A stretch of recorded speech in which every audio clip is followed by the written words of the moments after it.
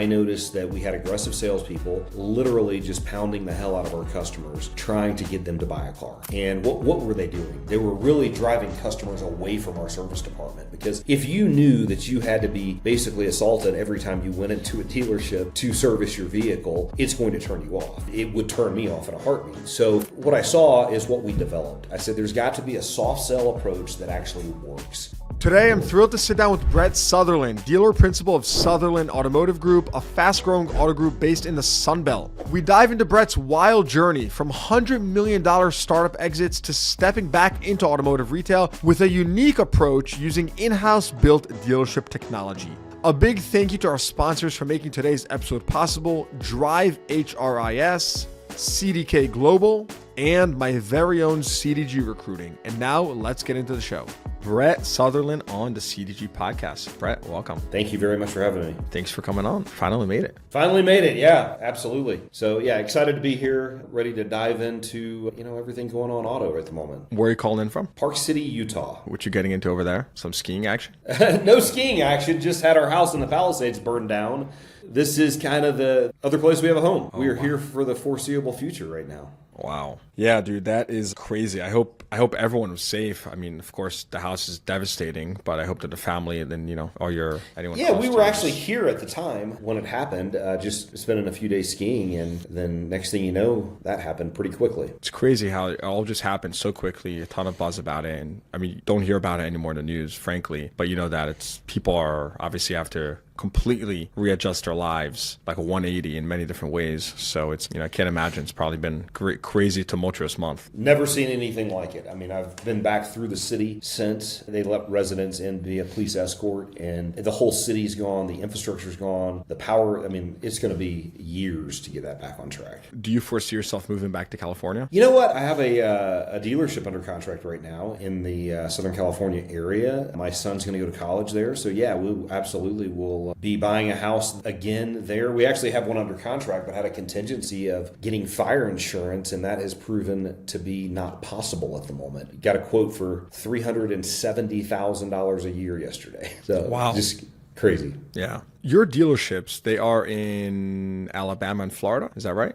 No, we've exited Florida. We have Toyota and Lexus in Alabama, and we have Subaru in Knoxville, Tennessee. Got it. Okay. Alabama and Tennessee. And I'm just curious, what is I can't say, I don't know many dealer principals or that are as far as you are from their actual physical locations. And I'm not talking about, there's obviously groups that have, hundreds of stores, dozens of stores. But I'm just curious to know, how did that come to be about, that your stores are so far away from where you actually live? Yeah, so I was in California. I started a company, Fusion Zone Automotive, digital marketing company. We started in 2009, website provider for several different OEMs. I exited that in 2017 to private equity, and that's why we had a West Coast presence. That's where we started that. So my son went, from kindergarten through, he's a senior now, and that's just been home to him. I also have a home in Atlanta, and I spend a good bit of time in Atlanta when I'm going to the dealerships, etc. But, that's kind of how that came about. And, I've been doing some cross-country traveling, and obviously have a phenomenal team around me is really the only way to make that possible. And so tell us a little bit more about your story. You mentioned your tech background, which I want to talk a bunch about,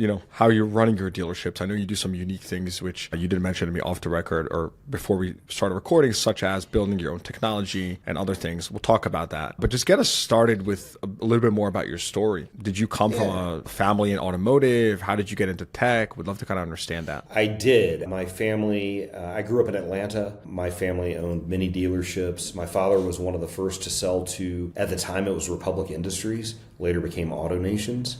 So he sold in 96. I graduated from Northwood in 95. So I knew I wanted to be in the retail industry, grew up, working in dealerships with him. Wasn't expecting him to sell 6 months after I graduated from college. So kind of bad timing. Yeah, kind of bad timing. But I stayed in the retail industry a few years for Auto Nations, went and took an opportunity to run a Honda dealership in Miami. At that dealership, I noticed a hole in marketing and technology. At the time, there was no real significant SEO benefit from these dealership websites, et cetera. I mean, I'm going back to, early 2000s, and there just weren't. So that's when I started creating our own technology at the dealership level that I funded. And we took a Honda dealership in Miami from 700th in the country to the top 25 in a couple of years. And we were one of the early adapters of digital marketing and really stopped doing traditional marketing at all. And this is going back in 2004, 5, 6. I had many dealers reach out to me and say, whatever you're doing, I want on board. And I realized that we had a viable product. And that's how we kind of started the company and, exited the retail business, founded Fusion Zone in Florida with my wife, who was in the dealership space as well. She was a finance director. And we, started signing dealerships up, created a company, created a, customer service department, and just started growing. We started it in Florida, quickly needed to expand to the West Coast. We took on Tobin at the time, I don't know if Chopper, and, he had a reality TV show. He gave us a lot of exposure, signed up Cutter in Hawaii, signed up some big dealer groups on the West Coast. We needed a West Coast presence. We moved there and have been there really ever since. But, really formidably had a company in 2009. That's when we made the jump and grew it to 2017 and sold it to Primus Capital. So tell me more about that. Super interesting story how you went to Northwood, you went to become a dealer, and you sort of pivot into tech. Do you see yourself as a tech guy or like a car guy or a hybrid? How do you kind of see yourself? I'm definitely a car guy at heart, but obviously realized there was a giant need at the time in our industry for better and more technology. So, really enamored myself with tech, and I'm saying I'm more of a hybrid at the moment. So, it's kind of an interesting path, but it's something that worked really well for me. Now, are there any learnings, would you say, from that time period that attributed to your success that are still applicable today? Like anything specific that you would say still matters in today's environment, being an auto retailer or dealer? I think the biggest thing I got out of it, and the reason we had such growth, even going back to, 05, 06, was the power of digital and really making that early break from traditional advertising that you see so many dealers still hanging on to. I think that is something that has stuck with me the entire time because we're able to take a dealership to be one of the top in the nation through digital marketing. We're going way back. So I think that has been, it's laid the way for me to really realize what being on the forefront of advertising and technology is and how it can benefit us as a dealer. We're hanging our hat on that right now. And, we're taking over dealerships that are not performing well and making them some of the best in the nation. Our Toyota store, out of 177 Southeast Toyota dealerships, we were one of 17 that actually had a positive volume growth in 2024. So we are using what we've learned in the past to propel us forward in the future. Give us a quick sense of scale of your dealer group. So you mentioned 3 stores. How many units annually, revenue, whatever you can share so we can get a sense of the scale. Our Toyota and Lexus store in Montgomery, Alabama will retail 5,000 new and used cars. Our Subaru dealership in Knoxville is 2,500 annually. So, they're fairly significant dealerships from a size perspective. I'm not a collector of stores. I would rather have 3 that are very, very, very profitable and that are run well versus having, 10 smaller stores. If we're doing, 350 million revenue out of 3 locations, it to me is a lot less brain damage than owning 10 stores that are doing 350. So, we're looking to grow with the right brands in the right markets. And, I'm looking for high volume dealerships. I want to dig in more into, you mentioned your growth. The sales growth you mentioned was at your Florida Toyota dealership. Was that right? We had Nissan in Florida. We had 7 Nissan stores in Florida. And where did you say you had the astronomical sales growth in 2024, was it? That was Montgomery, Alabama. Oh, that was in Alabama. So just trying to think like practically, what do you attribute that to? And more specifically, when I think Toyota, I think low supply. And And so, can it just be attributed to, hey, you simply were able to get better allocation, so you were able to sell more units of the right vehicles? Or what am I missing? Or tell me if I'm just not thinking about it the right way. Because obviously you grew tremendously, but is that due to marketing or is that due to your allocation of actual units? So we bought the dealership, Toyota and Lexus, in 2023 from the Reinhardt family. Their combined revenue was right at $100 million a year. So we've doubled revenue and we've obviously doubled volume. We have a heavy emphasis on parts and service. But when you're buying a dealership such as Toyota and Lexus, with Toyota, we made a commitment. We gave them a forecast. They supplied us with the cars. We exceeded our forecast, and it was all turn to earn. I mean, we're turning our inventory incredibly fast. We have about a 5-day supply of Toyotas and Lexus in stock right now, and it's something that we're really, really working. Where did we get the sales increase? We got it from service. I mean, that has been our bread and butter. We have developed our own technology internally. I looked at all the technology that was around, and we are giving an appraisal on 100% of the vehicles that come into our service department. And, we are selling a couple hundred cars a month out of our Toyota service department. We are selling, 55 to 60 out of Lexus, and we're selling about 75 to 80 out of Subaru. So it has been a tremendous driver of growth for us. Wow. Okay, that's interesting. So tell me more about that. Like when you say you're selling out of service, what's your process like? Is it mostly tech, mostly,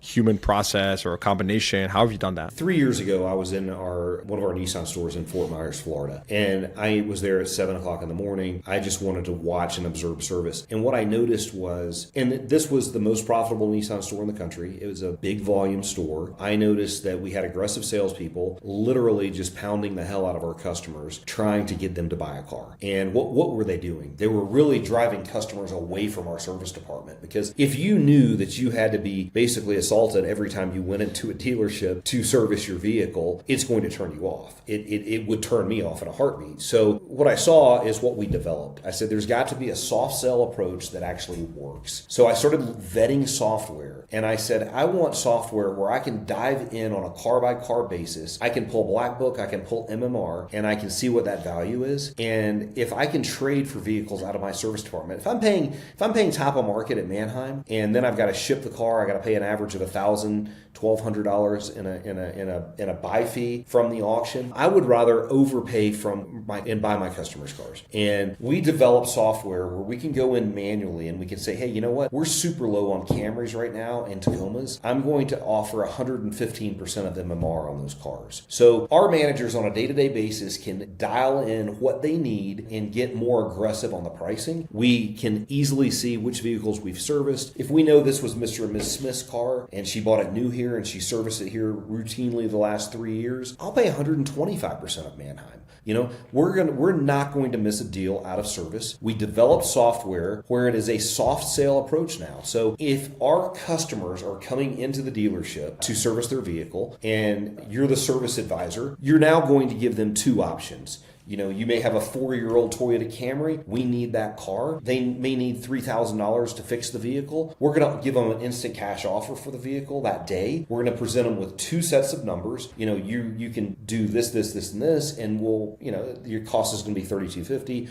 Or we'll pay you $21,450 for your vehicle, which is a high number. And we want to give them and present them with two options 100% of the time. We no longer let our salespeople, take over our service department and assault our customers. We're having the service advisors be the one that offers this to our clients. It's pretty much an embedded part of your service writer's job, from what I understand. It is. And then we ensure they're paid retail. Once we trade that vehicle in, they're paid retail. Plus, we're giving them a flat $200 for every trade that we take in. So it's a win-win to the service advisor. Our advisors are making an extra $3,000 and $4,000 a month right now because we're giving them this scenario. Interesting. Okay. Now, have you tracked, I'm curious, do you track separately the trade-ins that you take from service, what the PVR or the profit per vehicle retailed is on those versus lease, off lease versus auction? Do you track 100%? We track it to a T, month in and month out. And what does it look like?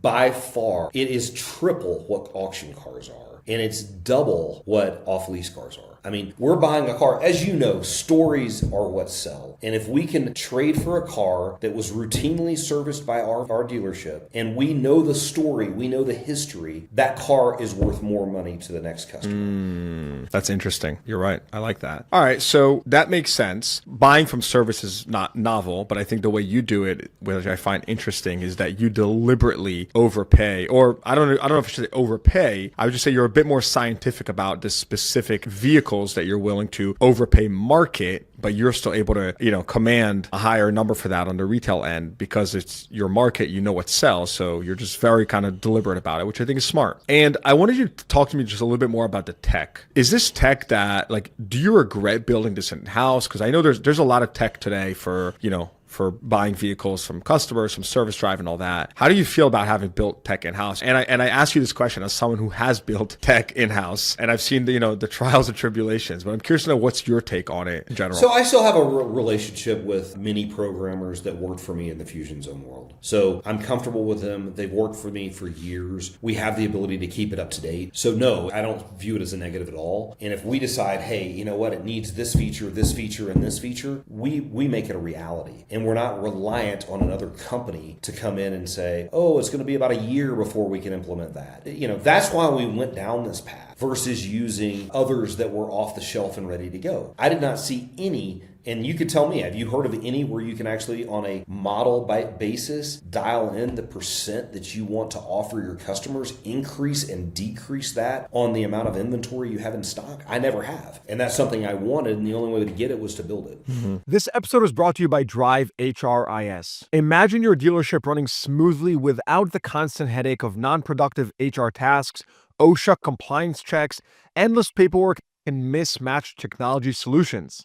Drive HRIS streamlines hiring, onboarding, timesheets, PTO tracking, and payroll integration all in one seamless platform. Let Drive HRIS handle HR and safety so you can focus on what really matters, boosting your CSI scores, improving customer experience, and selling more vehicles. If you're ready for change, visit drive2025.com to grab your free workbook on retention strategies for dealers in 2025, plus a 30-minute training session and 3 bonus resources to transform your HR process. Again, visit Drive2025, that's drive2025.com, or click the link in the show notes below. All right, I want to shift the conversation a little bit to something you said earlier, which we sort of glossed over, but you mentioned you had Nissan stores in Florida, and you had many of them, and you don't anymore. And so naturally, my brain wants to know what happened. Tell us a little bit about that. Yeah, so I saw the writing on the wall with Nissan starting a few years ago. I didn't like the direction the company was going. In COVID, we couldn't get inventory just like anyone, regardless if it was at, it didn't matter if the brand, you couldn't get inventory. And I saw them fleeting cars to Hertz and to Enterprise and to Avis and to Chick-fil-A and to big box retailers and bypassing the dealers. I was at our Nissan store at the Mall of Georgia when, we got a shipment of 50 Versas in stock. And that car is a car we needed badly, had none in inventory, and they were all labeled for Chick-fil-A in a fleet deal. I mean, that is not having the dealers back, in my opinion. And I immediately decided at that point that I wanted to shift and I wanted to only partner with the strongest manufacturers in the country, which is exactly what we've done. There are many more out there that I'd like to partner with, but Toyota and Lexus and Subaru are a great start. So I knew the time to pivot was then. To say the least. Yeah, it did make sense to me what was going on. And, the timing was right. We got top dollar for our Nissan dealerships when we did exit them. And, it's something that I don't regret. And I think I saw the writing on the wall and we, decided it was time to exit, and we exited at the right time. Yeah. So how did you pick up so many Nissan stores in such a short period of time? So my father, he passed away several years ago, and he was heavy in the Nissan business. I decided, I was not in the retail car business at the time. I made a decision to come in and actually buy the dealerships from his trust. We had the capital to do that from the sale that we had of a couple technology companies. And, he was a dealer that didn't sell stores. He hung on to them, and he was loyal to the brand. He had some of the biggest Nissan stores in the country. They were very well run. And, COVID happened. I saw what was going on with the brand itself and decided, hey, the timing is right to do a few different things. One, we want to exit the brand. 2, I wanted to exit the Atlanta market. We had 5 dealerships in Atlanta. We had 14 stores at the time. I wanted wanted to exit the 5 stores that we had in Atlanta because it was over-dealered. Our margins were, 2/3 less than they were in any other market that we were in. So we put everything in motion, and then, that's kind of where we are now. Mm-hmm. All right, that's an interesting insight. I'm curious, did you obviously got back into the business and you started sort of scaling independently. Did you ever consider working with your father? Was that ever a consideration on the table? Just out of curiosity. It wasn't. I had made a life in California. We grew, Fusion Zone to be a $100 million company. Our paths never crossed again when that happened. He re-entered the business once he sold out to AutoNations and started growing it again. And no, our paths didn't cross. We just, had totally different career paths. All right. So before we move forward, anything else you want to touch on Nissan? Because I do want to get your take on just brands and appetite and what you're looking into. What's next? Because, you've obviously gotten some great stores, and again, Toyota, Lexus, Subaru, who wouldn't want to start with, or to have 3 of those stores under their portfolio? What's exciting to you nowadays? What stores are you looking at? What's piquing your interest? So I'm looking to establish some stores in California. We've made this our home. I have a president who works under me who does a phenomenal job running day-to-day operations. He's based in Montgomery. He is in Subaru every other week. He does a really, really good job. He was our CFO. We promoted to president. I want to grow a pot of stores in Southern California. I think it is when you're looking at the SoCal market versus the Southeast right now, it's a good buy. It's the right time. There's many different brands that I would love to partner with, and trying to make some moves with some stores right now. So that's what the future looks like. I have a lot of relationships all over the country because, having a couple thousand dealers that I've worked with over many, many years at Fusion Zone, I know a lot of really good operators who would love to partner with us. We allow equity buy-ins from our partners, which has really separated us and allowed us to recruit and retain some of the best talent in the country. Mm-hmm. Got it. So in terms of the cap table right now, you are the CEO of the company, but you are bringing in operating partners into specific dealerships, right? I am. That's correct. Do you see yourself ever getting back into tech? You know what? The technology that we've invented in the service lane, people are blowing me up for it. I don't foresee myself jumping back into the tech world. I can't tell you it hasn't crossed my mind, but we've got that product, and we've got a couple more that we have in the works. But we're using everything internally, and we're that really benefits us. I mean, if you look at our financial statements, you take Toyota, our net to sales, I'd say the dealership industry average is probably 3%. We're right at 10% because we just run a more effective ship. We're better at advertising, and it just works. So if I looked at a walk of your P&L, how are you getting to 10%? Like, where are you clawing so much more margin than the average dealer? I mean, nearly double. More, yeah, exactly. No, I'm just going by like a 5% benchmark, but sure, let's just say double or even more than that, 2.5. Yeah, no, we are. I think more. We have a shared service center, one, so we eliminate a lot of expense there. Is that in?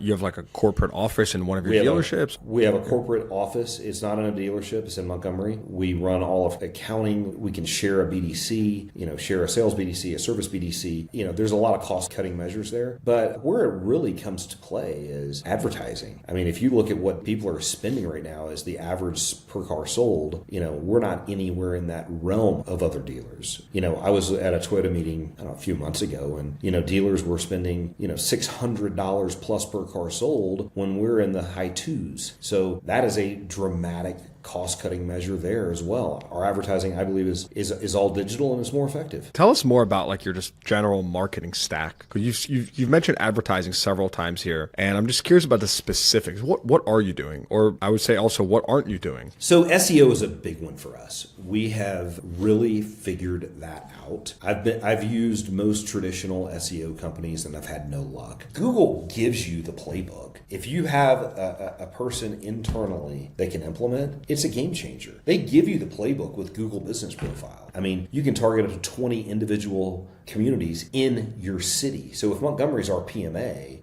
I can reach 20 individualized areas. We write content that links back to the business profile. We're one of the first dealers I've seen that are actually getting results from an AI perspective on Google. And how we're doing that is through content. It is through really having the process dialed in. It is having the right content that is going to bring in the right customers. So, that's just one example of something we're doing, and we're doing with really, really good success. You mentioned AI, and as you were speaking, I ran a quick Google search. Google's market share in the last quarter alone dropped about a couple percentage points, right? That's a pretty big deal. Because if you think about it, right, how will our kids be searching, right, in 10 years or whatever? They're going to be using ChatGPT. They just want the answer. They want it now. Frankly, I use it for almost everything already. And I still use Google, but much less. What's your take on that? I mean, how do you dominate that? Is it just like, hey, create more original content on your website and hope to show up on a ChatGPT search? What's your take on the shifting landscape of attention? The thing, from what I've seen in showing up in a ChatGPT search, it all starts with your profile, with your Google Business Profile. I mean, it's just, there's no secret sauce. It's just hard work. And if you implement it correctly, with the right cities targeted, with the right individual products targeted, with the right content, you will be a result. And I think most people don't even realize that. People aren't realizing, most dealers are not with tech enough to realize that is what it takes to drive market share.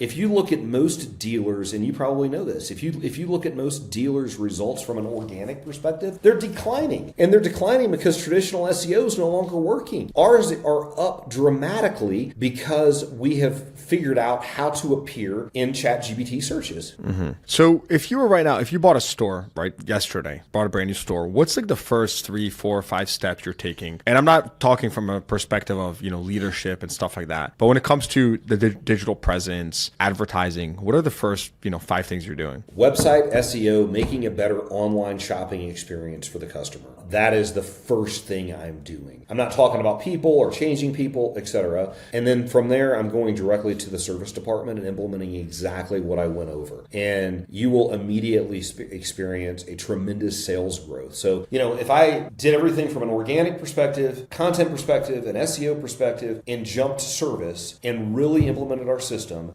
I think, and I'll only buy an underperforming store. That's just what we're looking for. I'm going to see a double in sales in the first 180 days. I firmly believe that. It works, and it's been tried and true for us. Interesting. So you think that you're really saying digital first, create your own content, front run the market. Is that really enough? Is that really enough, you think, to help me gain market share or steal a big chunk of the market? I think it is, with the right paid search strategy, with the right social media strategy. One thing that I am focused on heavily in 2025 is growing our social presence from an organic perspective. Social is largely replacing the most advertising currently, and it's an area we have to improve. This episode is brought to you by CDK Global, the go-to technology partner for car dealers and automakers. CDK doesn't just deliver top-tier tech solutions, they are also a trusted source for industry insights. Their research and insights team produces must-read white papers, blogs, and reports all year long. One of my favorite recent standouts is the Friction Points study. This unique report dives into the perspectives of both car buyers and dealership staff to uncover what's slowing down the purchase process. This year, it reveals how dealers are narrowing the gap on time expectations and why F&I remains a critical piece of the experience. If you want the full scoop, check out the Friction Points white paper and more at cdk.com/insights or click the link in the show notes below. Yeah. So I have to plug in because I just invested in a company called Nomad Content, and it's actually what they do. They work with dealers to do what you just stated, because what we've noticed is that lots of dealers come to us and they're like, hey, can you help us do social better? We want to document our sales process, but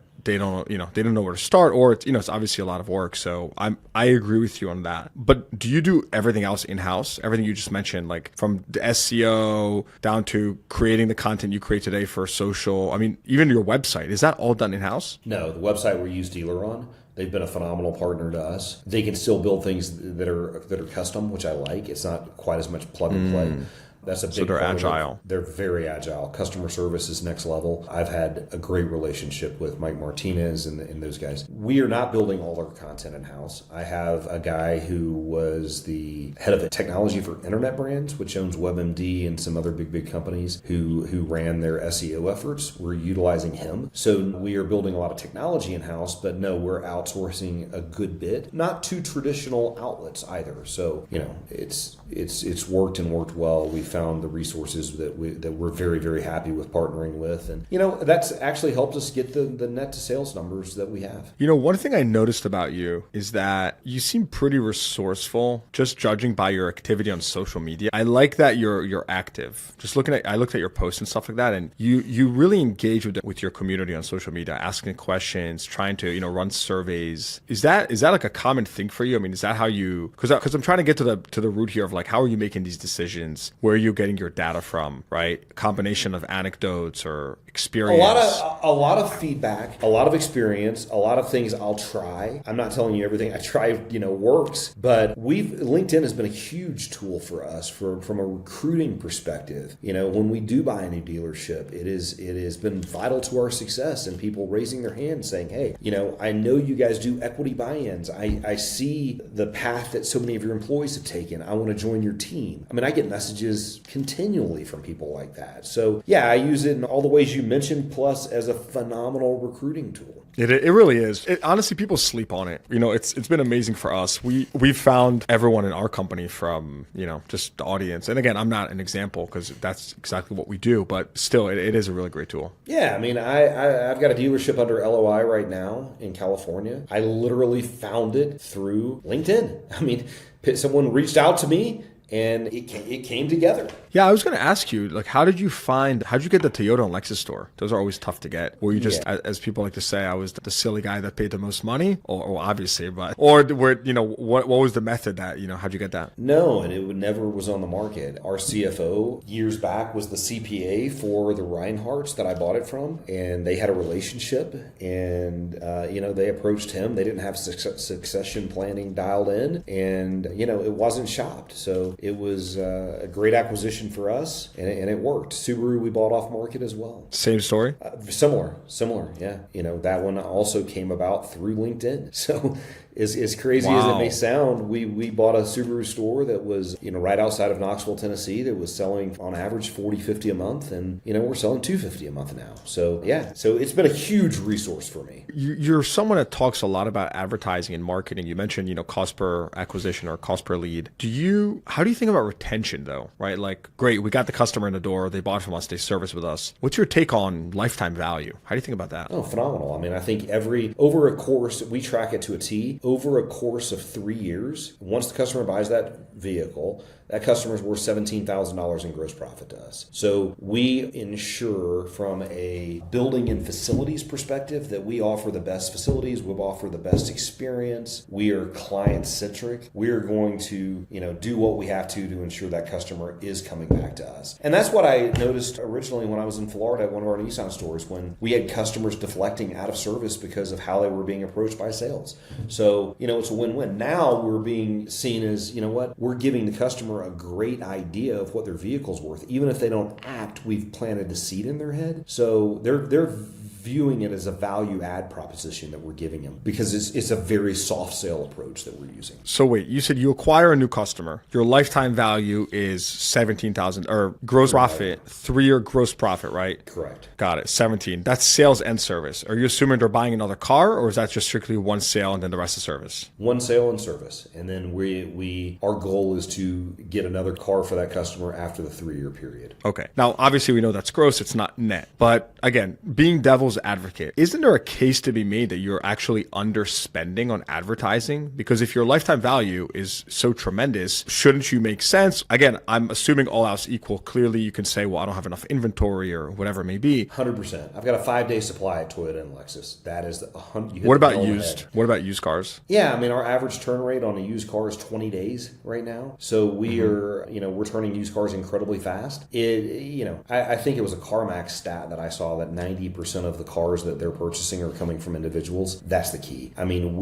the auction to us is the kiss of death. If you look at the margins, if you look at the problems, if you look at the headaches, we're staying completely away. And from an acquisition perspective, if I could grow used car inventory, if I could double it, I would. And we would spend the advertising dollars needed to get there. But right now, we can't. I mean, we're literally buying as many cars as we can from our service drive, from the community. And, like the CarMax stat that I just referenced, I mean, that is the key to success. us. I worked with an executive one time, and we were sitting down and told him, yeah, I said, we're overspending on this specific product, or I think it was a listing site or something. And he said, why? And I was like, what do you mean why? It's like, look at the number. Like, it's way higher than what we used to spend. He's like, yeah, but like, what's the ROI? And obviously we dug into the ROI, but the point is, once we got down to the, to the atomic unit, we realized, wait, the lifetime value on a specific subset of customers was so much greater that you could have even made the case that we were underspending. Now, I know, dealership runs on very thin margins, but the point is, I always think about that since. I always, I try to look at things over a long term and say, if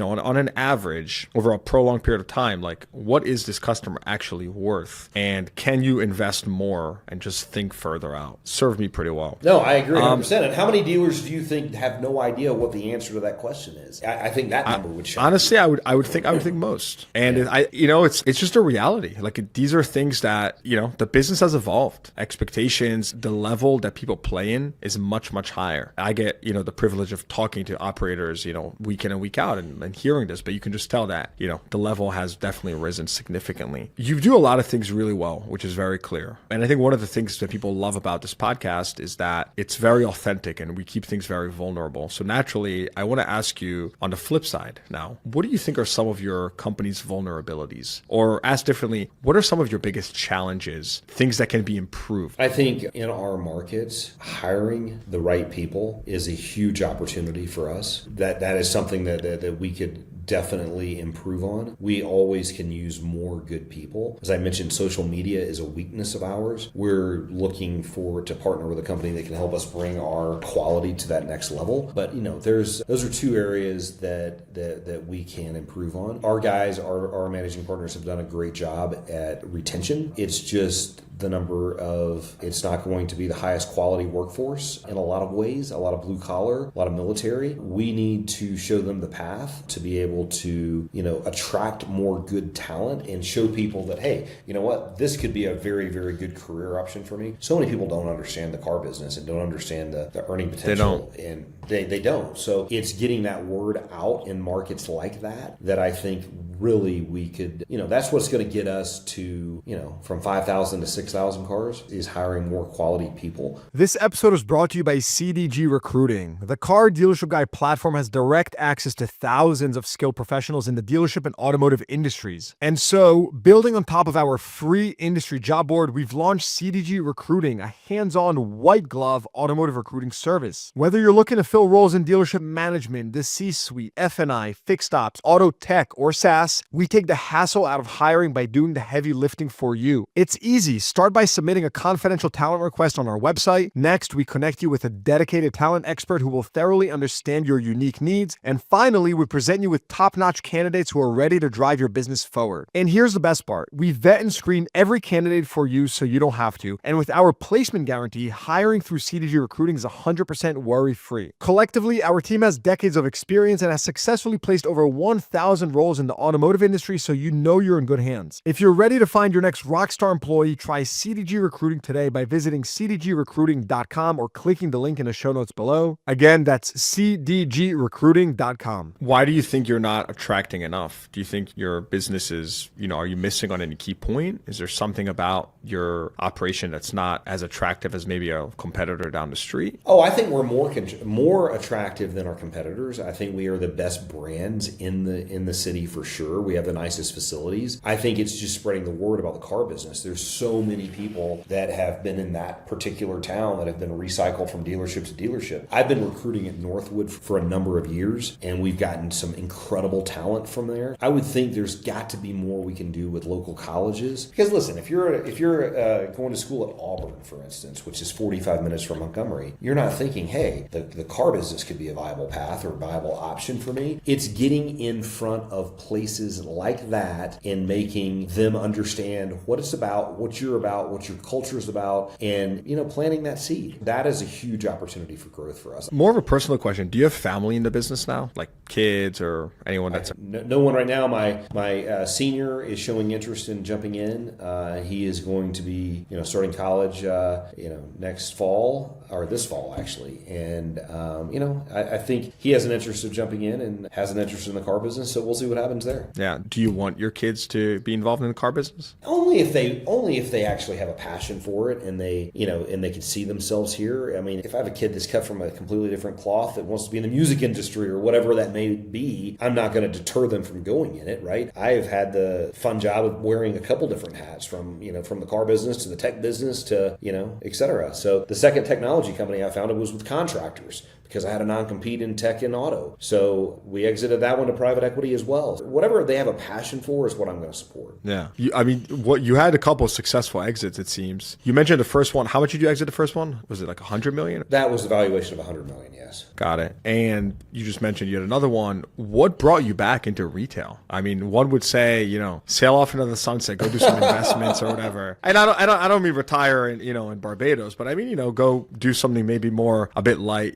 auto retail is very intense. If I'm working with dealers for years, which I have been, I have definite thoughts in ways that I think dealership operations can get to the next level. So it was a mission for me. I'm 51 years old, putting those in effect, and watching them turn. That was I would be bored to death trying to. That's why I founded the second tech company, because I got bored to death when I had a non-compete in auto. And you said you are acquisitive, so you are looking to grow more. 100%. Yes, we are looking to grow more. We have a couple deals that I foresee coming together in 2025, and amazing, absolutely. What's your outlook for this year for the industry? Right, like how do you think about where things are headed? I was very, very optimistic jumping into 2025 with the change of administration, et cetera. There's been some craziness. I'm not gonna lie. The tariffs, et cetera. I don't know what it looks like. I mean, I know that we're with brands that have a very low days supply, so we're still turning inventory quickly as possible and earning more. But I'm hoping the tariffs don't have an adverse effect. I've read all the posts from Ford. I mean, there's a lot of manufacturers that are not looking forward to it. So I hope everything works out for the best. What about affordability? I mean, you mentioned you're in a very blue collar market, and affordability hasn't eased. It really hasn't, if you think about it. So sure, there's a little bit more supply with certain brands, and sure, a little bit more rebates. Prices have pretty much held steady, or I would say average sales price in new vehicles. Interest rates are been very stubborn. How are you managing affordability in your stores? We're very lucky in Montgomery is a greater metro of 400,000 people, and we're a single point dealer. So we are the only Toyota dealership in town. We're the only Lexus dealer in town, and the PMA that we have in Lexus is massive. I mean, there's not another Lexus store from us to the panhandle of Florida. So, we're very fortunate in both those regards. Affordability is a huge concern, obviously. And, I think, and I mentioned I got out of the Atlanta market because it was over-dealered, and, we're fortunate to be in single point markets, and that is a game changer for us. That was something that I saw the need for, and we're a bit protected in that regard. But I think in major metros, I think it's definitely more of an issue. When you have 20 dealerships and you're serving one town, it's who can go to the bottom as far as price goes. I think we're a little bit protected from a Subaru and Toyota perspective. They do a really good job. They've created high demand for their cars. They still have affordable cars. You look at other competitors such as Dodge. I mean, I think that's basically led to the situation that they're currently in, is look at the average price of their vehicles. So, we're very fortunate to be with the brands that we are, and the brands that we're looking to grow with also, I think, check those boxes. Interesting. Well, Brett, this has been fascinating. Before we wrap up, I want to kind of ask you more of a general question, which is, it seems like you have a very distinct way of doing things at your stores. And I'm curious, other than what we have spoken about, service, some of the stuff on the advertising front, what are you doing? Is there anything else you're doing differently within your stores that is, very unique to Sutherlin Automotive, whether it be a process, culturally? I'm curious if there's anything else that sort of strikes out at you as, this is unique to Sutherlin that's worth mentioning. I think from a forecasting perspective, and managing to that forecast on a month in, month out basis, from a weekly reporting perspective, we do things well in that regard, and we back into our forecast and we manage to our forecast, and we hold our operators accountable. I think that is a weakness of so many dealers out there, and I think it's something that we've really excelled at. I think that is something that definitely has, our president of the company, Daniel Thompson, has brought that to play, and it has just been phenomenal. We've hired guys that can work within that guideline. Our Toyota and Lexus GMs both were former Group 1 people that we were able to pluck off because they were intrigued by having equity buy-ins. by having that opportunity that we allow people to do. So, it's holding our team and our people accountable on a day in, day out basis, I think is really what separates us from other dealers out there. And what is your forecasting process like? Like, what details can you share on that? It is significant. I mean, we're literally backing into every department, and service is done on a repair order by repair order basis. And we're hiring just quality staff. We just hired and relocated our service and parts director for our Lexus dealership. She was an NADA instructor, and she's on the forefront of things to come and change. And it's going after and retaining and trying to find, those types of people, and not the guy who's been in the industry for 30 years and who has worked for this store up and down the street, right? We're wanting to create a team of professionals that can really get us to the next level, that understand technology and understand growth. And like you said, understand that this is changing. This is no longer the type of business that it was 10 years ago. So I think that has really led to our success is the quality people we're going after. When you find someone like that, what are you looking for though, right? Are you looking for intellectual curiosity and you're less concerned about their current skill set? You'll train that? Like, what are the specifics there? Because there's positives and negatives to both, right? You bring the person that's been around the block, they clearly know what they're doing already, or at least a certain way of doing. Are you looking to mold them completely differently? What's your take? So our GMs are looking to mold people in their own way. They're outside the box thinkers. They're wanting to develop and cultivate the staff to their liking. So, when I hire a fixed ops director, that I want them, and if they've taught at the NADA Academy for so long, I want them to understand the power of technology, the power of AI. How do we get, a customer for life? What does mobile service look like? We want them to be thinking outside the box and having been around dealers that have experienced that, and then make them part of our team and provide a career path that will get them to the next level that they haven't been able to get to yet. Well stated. Brett Sutherlin, appreciate you coming on, man. Tons of insights. Yeah, no, thank you. It was great to be on and chat with you. I certainly appreciate it. Closing thoughts, any questions for me? Not at the moment. What are your predictions? What do you think is going to happen with all these tariffs? Well, first of all, I agree with you. I spoke with a very smart person this morning who deals with the markets and all that, and they were just saying how the volatility is it's so tough to know. Like, you're looking into like second and third and fourth order effects of things at this point, because things are it's hard to plan when with the tariffs and whatever, everything that it's coming and going on a daily basis. I agree with you. I think that overall sentiment is still strong and people are still bullish. Deregulation, cutting expenses. I'm pretty optimistic. I mean, I think things will be good, things will be fine, but there may be a little bumps along the road to get there. Sure. But net, I am pretty optimistic on just the macro and the economy in general. Yeah, no. So hopefully I'm right, and then we can do this. We can have this conversation again in a year, and we say you just bought 3 more stores and the economy's doing great. That's the plan. We're going full steam at it. I love it. Brett, thanks so much for coming on, and this has been great. Thank you. All right. Hope you enjoyed that episode. Please give the podcast a rating, consider subscribing to the show, and check the show notes for links to what we talked about. Thanks for tuning in. I'll see you guys next time.